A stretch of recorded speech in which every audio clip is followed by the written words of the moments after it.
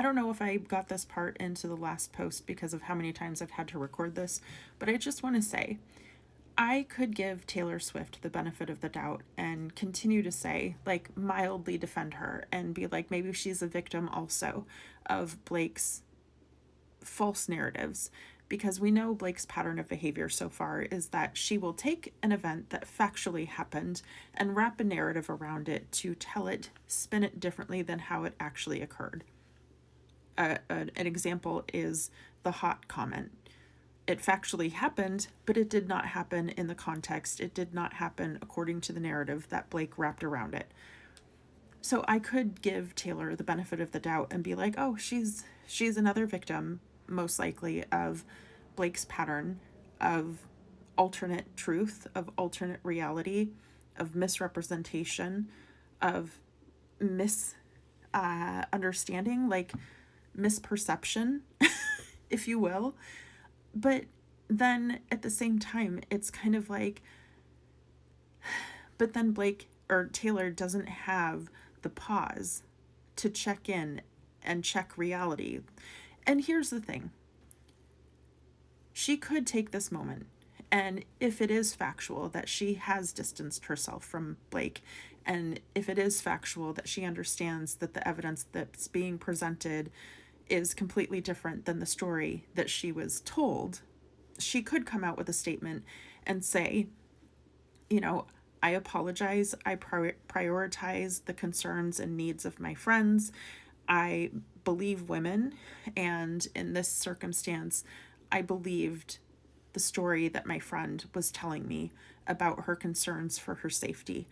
I believed that I was supporting somebody who was being exploited and vulnerable. And that's it. She doesn't even have to say anything else, that she is or isn't friends with Blake. She could just say that at bare minimum. I don't even know if it can go to an apology to Justin, because this,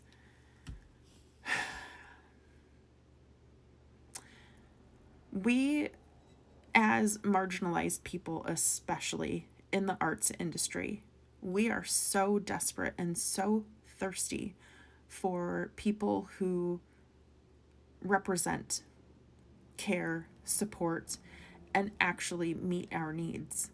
Like, example, the theater that I work with right now, there are so many people that are in our industry and factually take jobs with our company.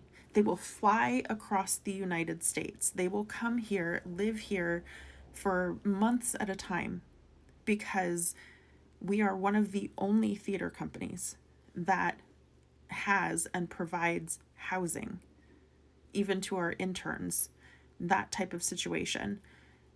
The theater company that I work with puts their money where their mouth is in terms of changing the standards of the industry, of improving the standards of the industry for artists and professionals, and really comes through in a way that we are desperate for across the market throughout the theater industry. You know, to find a theater position of any kind that comes attached with housing, not just, livable wages, it's almost impossible. And so we've had some amazing interns because they're like, no, it had housing, and not only had housing, but transportation. Granted, sometimes the transportation can be a little sketchy because they're donated vehicles, kind of a deal, but we're a small community. We pitch in, we're the little town that could. So when it comes to an artist that does things like the bonuses for the dancers on the Eras tour, it is very hard for me to wrap my mind around the inconsistency, the opposition. Because on the one hand, we so desperately want to wrap our arms around somebody who goes to bat for us. But then something like this,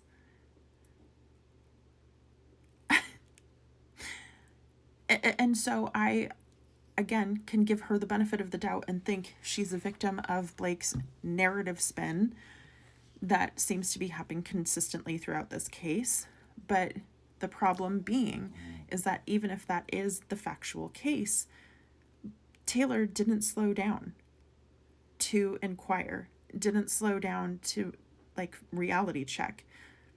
Is this really the way this guy is? She doesn't even know him. She doesn't have a working relationship with him. Sure, she was at the dinner, whatever that was. But then I'm also kind of like, these text messages, I'll show you the one later where Blake's checking in and kind of like, oh, I wasn't sure if we're still friends, kind of a deal. That's even after Taylor was at the dinner at Blake and Ryan's house when Justin got berated by Ryan. How can you watch somebody just destroy somebody and not verify, not check in with the reality? Because again, this all just smacks of Penn Badgley Gossip Girl. And for whatever reason, Blake is expert at isolating a person, which is what happened with Justin, which is what happened with Jamie Heath. She has an expert pattern ability to break relationships, to create distrust, and to intervene on already established connections and belief in another person. And that is terrifying.